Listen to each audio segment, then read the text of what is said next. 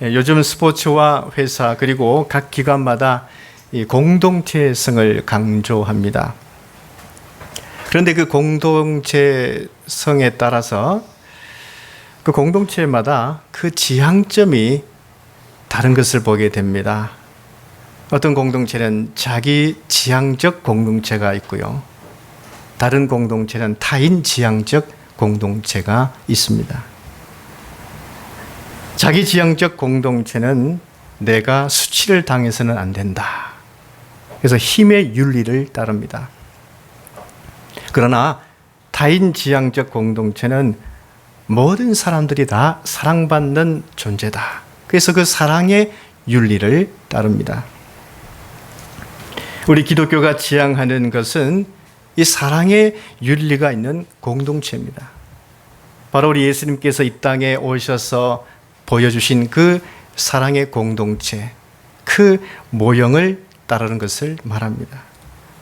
우리 예수님의 공동체는요, 리더 중심이 아니었습니다. 바로 제자들 중심이었습니다.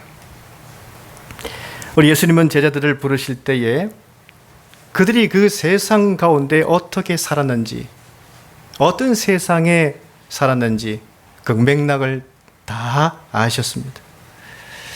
유대 사회는 분명 공동체를 이루고 있었습니다. 그러나 함께 구원으로 인도하지 못하는 율례와 전통을 613가지나 만들어서 사람들을 올가매었습니다.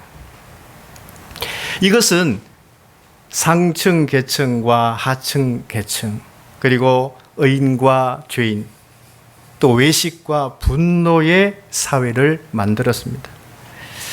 그러니까 유대 사회는 한 공동체를 이루는 것 같지만 그러나 관계적으로 고립되고 소외된 사람들이 많이 있었습니다.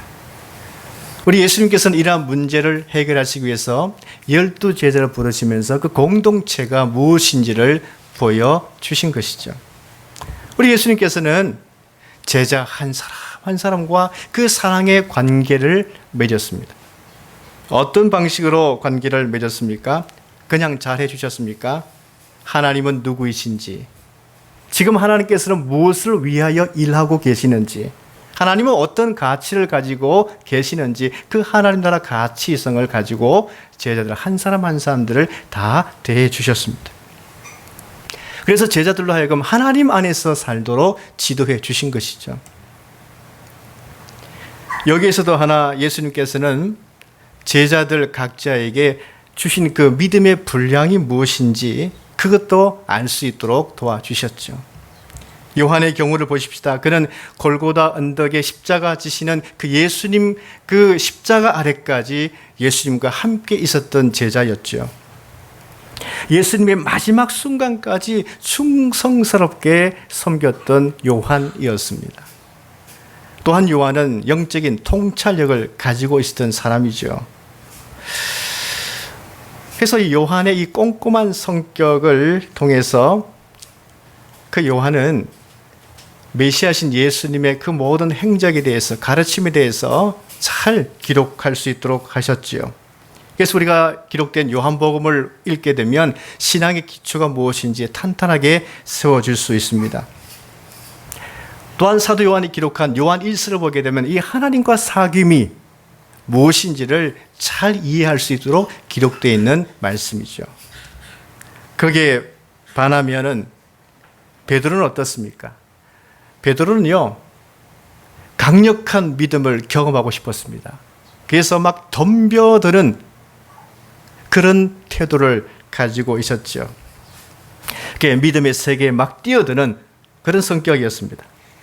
그러나 또 한편 그는 장모님을 자신의 집에 모실 수 있을 만큼 그는 정스러운 사람이었어요. 또 가정에 대해서 소중히 여기는 가정적인 사람이었습니다. 그래서 그가 기록한 베드로 전후서를 보게 되면 불로 연단하여도 없어지지 아니하는 그 믿음을 강조하고 있고요. 또한 아내를 귀히 여겨라, 이런 말씀도 전하고 있습니다. 덤벼드는 베드로와 꼼꼼한 요한, 이 두 사람이 안 맞을 것 같은데 굉장히 잘 지냈습니다. 왜 그랬을까요? 예수님께서 그 한 사람 한 사람 그 하나님 말씀 안에서 사랑의 관계를 맺는 법을 가르쳐 주셨기 때문이죠. 그 예수님은 제자들에게 각자에게 주어진 그 믿음의 분량을 잘 알도록 도와주셨고 그 안에서 잘 섬기도록 도와주신 것입니다. 우리는 지난주에 기독교적인 삶은 무엇인가, 또 하나님과 동행하는 삶을 시작하려면 어떻게 해야 되는가에 대해서 말씀을 배웠습니다. 내 몸을 하나님께 드릴 때에 그때 비로소 기독교적 삶은 시작되고 하나님과 동행되는 삶이 시작된다고 말씀을 드렸죠. 사실 우리가 하나님의 은혜로 구원을 받았다면 이제 하나님께서 나를 어떻게 인도하시는지 그 말씀대로 따라가 보자. 하나님께서 얼마나 예비된 은혜가 있고 또 우리를 위해서 무슨 일을 하시는지, 얼마나 하나님께서 예비해 놓으신 계획과 은혜가 있는지 따라가 보자. 이것이 바로 사도 바울의 권면이었습니다. 왜 바울이 이렇게 권면하냐면 하나님의 인도하심을 따라가다 보면 과거에 죄된 자리나 옛사람의 상태에서 벗어나게 해주고 의로운 상태, 새로운 새 사람의 삶이 무엇인지, 그리고 그 기쁨과 은혜가 무엇인지, 그 감사가 무엇인지 알도록 하기 때문입니다. 우리가 하나님께 삶을 드리고 또 하나님의 인도하심을 따라가려면 먼저 어떻게 해야 하겠습니까? 즉 하나님, 이제 제 몸을 받으십시오. 제 시간을 받으십시오. 제 물질을 받으십시오. 제 현실을 받으십시오. 이러기 전에 과연 하나님께서 나에게 주신 것이 무엇인가? 그것을 먼저 생각하라고 말씀하고 있습니다. 3절 말씀 보시면 믿음의 분량대로 지혜롭게 생각하라 말씀하고 있지요. 여기서 지혜롭게 생각하라 이 말씀은요, 정확하게 생각하라. 정확하게 생각하라. 우리가 이 정확하게 나에 대해서 파악하려면요, 먼저 생각할 그 이상의 생각을 품지 않는 것이 중요합니다. 이 말은요, 너무 과장되지 말라는 뜻이죠. 하나님께서 나에게 주신 것이 무엇인지를 잘 발견하는 것이 중요하다고 전하고 있는 것입니다. 그런데 사람들은 내가 정작 가지고 있는 것을 발견하기보다는 좀 더 과장되게 의미를 부여할 때가 참 많이 있습니다. 물론 긍정적으로 우리가 의미를 부여할 수 있지만, 그러나 자기를 분명히 정확하게 파악한 다음에 발전시키기 위해서 하는 것이라면 괜찮지만, 그렇지 않고 그냥 과장한다면 엉뚱하게 갈 수 있기 때문인 것이죠. 그래서 하나님께서 나에게 주신 것이 무엇인지를 먼저 잘 발견해야 그것을 잘 발전시켜서 훌륭한 하나님의 사람으로 쓰여질 수 있다고 전하고 있습니다. 오늘 축구 이야기를 좀 하게 되는데, 신앙이 좋은 이영표 선수가 있습니다. 그는 중학교 때부터 축구를 했죠. 그는 드리블을 참 잘했습니다.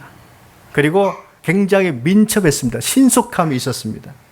그것을 발견하게 된 것이죠. 그래서 그는 매일 드리블 훈련을 했고 민첩성을 길렀습니다. 그 다음에 체력이 참 중요하다. 체력이 안 되면 아무리 드리블을 잘해도 안 된다. 그것을 깨닫고 새벽마다 일어나서 매일매일 체력 훈련을 했습니다. 그렇게 10년 동안 훈련을 했습니다. 그런데 그러한 그에게도 시련이 있었어요. 이미 국가대표가 된 친구들을 보면서 축구는 내가 노력한다고 되는 것이 아니구나. 본래 될 사람은 정해져 있구나. 노력하면 된다고 하는 어른들의 말에 내가 속아 살았구나. 그러면서 막 울면서 지냈어요. 그런데 어느 날 올림픽 국가대표 선발 테스트 기회가 왔어요. 그 테스트에 통과했습니다. 자기를 잘 발견하고 훈련한 결과인 것입니다. 오늘날 사람들은 우리 하나님께서 나에게 주신 것을 발견하기보다는 자기 스스로 자꾸 의미를 부여하려고 합니다. 삶이란 내가 해석하기 나름이야, 이렇게 말하기도 하죠. 또한 마음만 먹으면 무엇인지 다 할 수 있다, 이렇게 스스로 의미를 부여하기도 합니다. 어떤 학생이 기말고사를 앞두고 있습니다. 좋은 성적을 얻으려면 무엇을 발견해야 합니까? 좋은 성적을 얻으려면 차근차근 책을 읽고 이해하고 연습하고 정리를 잘 해두어야지만이 됩니다. 이것을 발견해야 되는 것이죠. 그런데 어떤 학생은 마음만 먹으면 시험 잘 볼 수 있어. 어머니 걱정하지 마십시오. 내가 마음을 잘 먹고 있다니까요. 마음 잘 먹고 있으니까 시험 잘 볼 거예요. 그런 마음대로 안 될 것입니다. 우리는 하나님이 나에게 주신 실제 믿음의 분량이 어디까지인지를 정확하게 파악할 수 있어야 됩니다. 자신을 정확하게 파악하려면 마땅히 생각할 그 이상의 생각을 품지 말아야 된다. 교만하고 거만한 마음을 품지 말아야 된다. 이렇게 말씀하고 있죠. 여러분, 초대 이스라엘 왕 사울을 보십시오. 그는 암몬을 이겼습니다. 그리고 블레셋도 이기고 아멜렉도 이깁니다. 그러나 그 과정 중에 사울 왕은 믿음의 연습을 열심히 해야 됨에도 불구하고 게을리했던 거예요. 블레셋은 다시 재정비해서 골리앗 장군을 앞세워서 이스라엘을 쳐들어왔죠. 믿음의 연습이 부족했던 이 사울은 골리앗 앞에 벌벌 떨었습니다. 그러나 다윗은 여호와의 이름으로 물맷돌을 던져서 그 골리앗을 넘어뜨리죠. 백성들은 사울에 대해서 천천히요, 다윗에 대해서 만만이라고 칭송했습니다. 백성들의 눈은 정확했습니다. 사울 왕 당신은 천천입니다. 백성들이 사울 왕에게 알려준 거예요. 만약 이때 사울이 거만하지 않고 자신을 천천으로 정확하게 알았다면 다윗을 시기하거나 죽이려 하지 않았을 것입니다.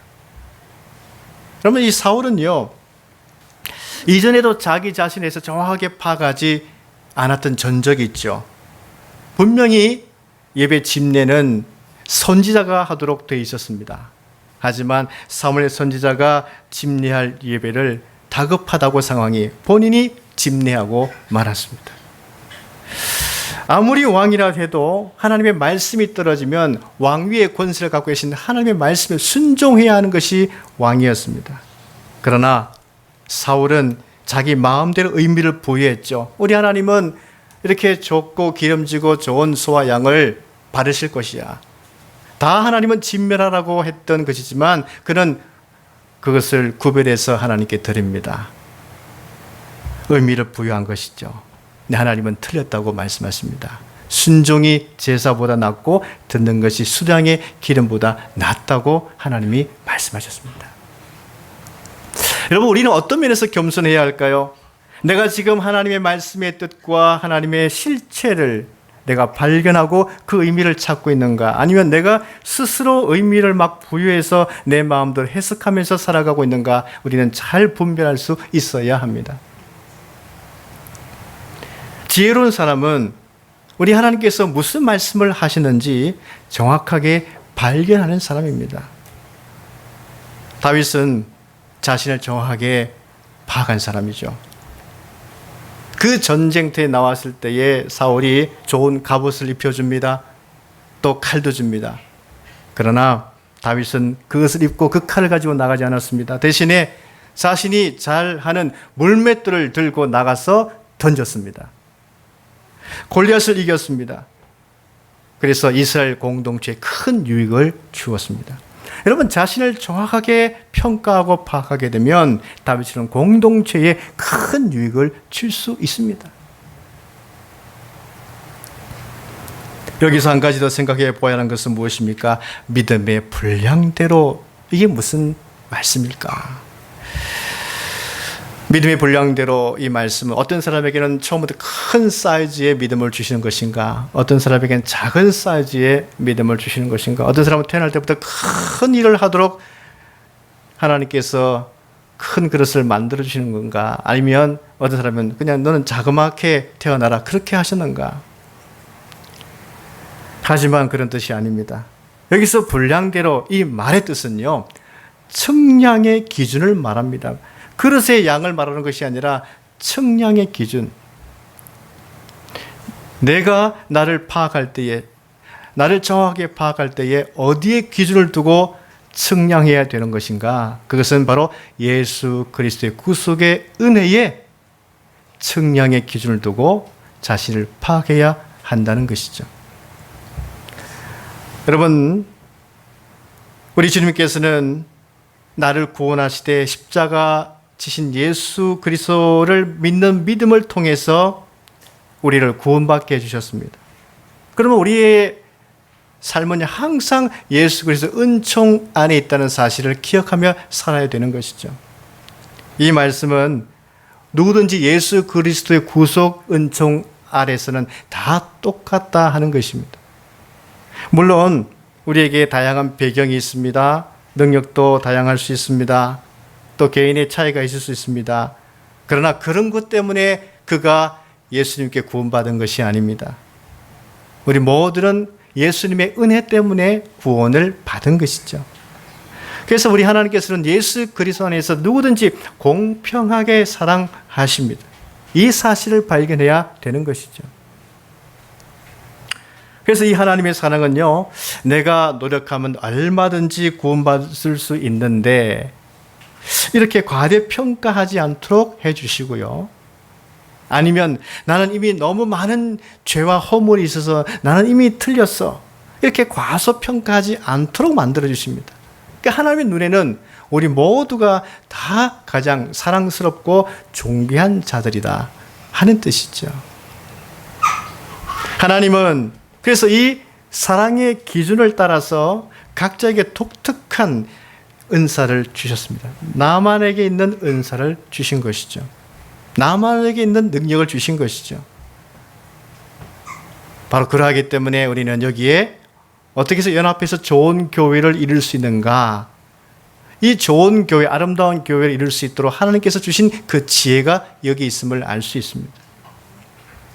만약 이렇게 각 사람에게 독특한 은사를 주시지 않고 사람들이 원하는 것만 하나님이 주셨다면 사람들은 모두가 머리가 되려고 할 것입니다. 여러분, 모든 사람들이 머리만 있다면 어떻게 되겠습니까?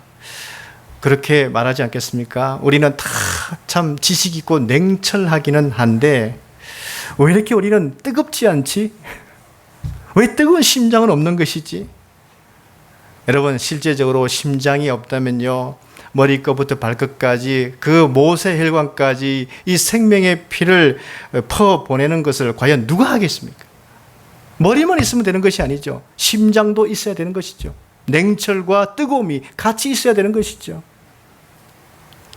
바울은 고린도서 12장에 교회 지체됨을 자세히 설명하고 있지요. 만일 온몸이 눈이면 듣는 곳은 어디며 온몸이 듣는 곳이면 냄새 맡은 곳은 어디냐. 그러나 이제 하나님이 그 원하시는 대로 지체를 각각 몸에 두셨으니 라고 말씀하고 있습니다. 여러분, 우리는 머리, 눈 그러면 금방 그 존재감을 알 수 있습니다. 아, 머리가 저러네, 눈이 저러네, 금방 알 수 있습니다. 그러니까 어떤 사람이 나는 머리와 눈처럼 살고 싶다면 금방 그래 눈이 띄면서 살아갈 수 있을 것입니다.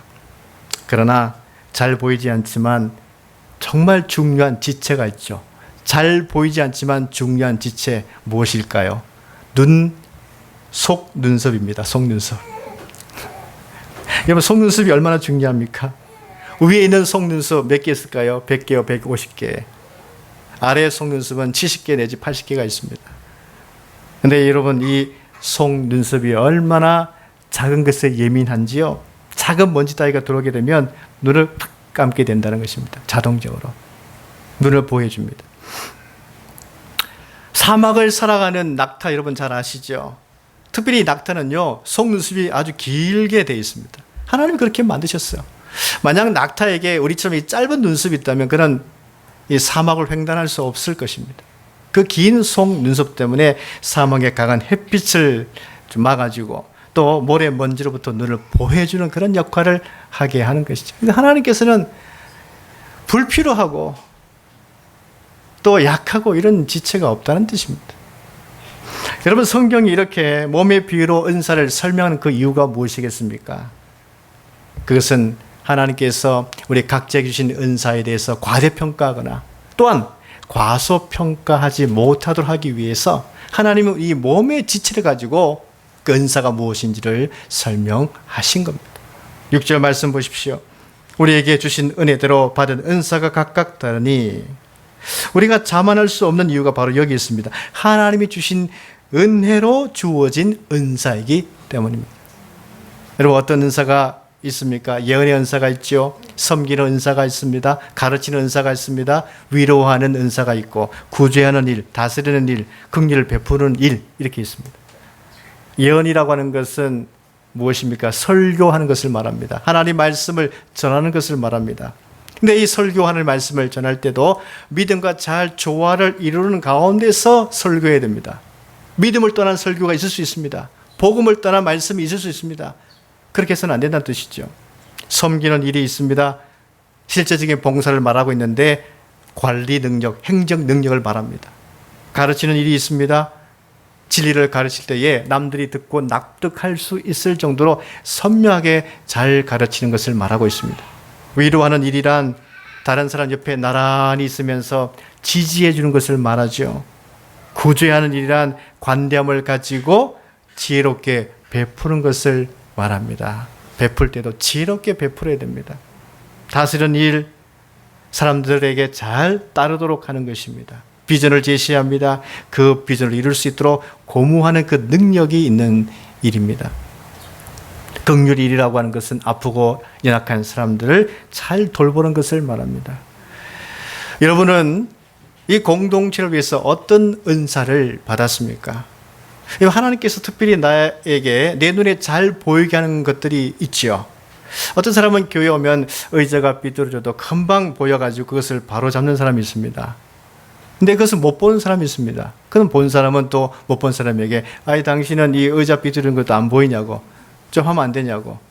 그건 안 보이면 어쩔 수 없는 겁니다. 은사라고 하는 것은 그런 것이죠. 나에게 보이는 것이 은사고, 그러면 남에게 시키지 말고 나에게 보여지기 때문에 나보고 하라고 하나님께서 보여지게 하신 것이죠. 나는 어떤 일을 즐거워하며 어떤 종류의 섬김에 더 마음의 열정을 가지고 살고 있습니까? 또한 어떤 상황의 문제에 대해서 내가 어떤 면에서 빨리 알아차립니까? 어떤 사람은 아이들 보면 막 가르쳐주고 싶은 사람이 있죠. 나는 어지러운 것을 못 본다고 막 청소하는 사람이 있습니다. 나는 상처받은 사람을 보게 되면 그 마음을 위로해주고픈 그런 마음이 먼저 있는 사람이 있습니다. 그 상처받은 사람이 빨리 눈에 보이는 사람이 있어요. 우리가 섬겨보면 이것이 하나님께서 나에게 주신 은사인지를 발견할 수 있는 거죠. 우리는 이 몸된 교회 공동체를 위해서 새로운 삶을 살라고 우리 하나님께서 우리에게 은사 주셨다는 사실을 기억해야 됩니다. 그러려면 정확하게 나를 먼저 파악하는 것이 중요하고 그 은사대로 섬김으로 이 공동체에 큰 유익을 줄 수 있는 새로운 삶으로 사시기를 간절히 바랍니다.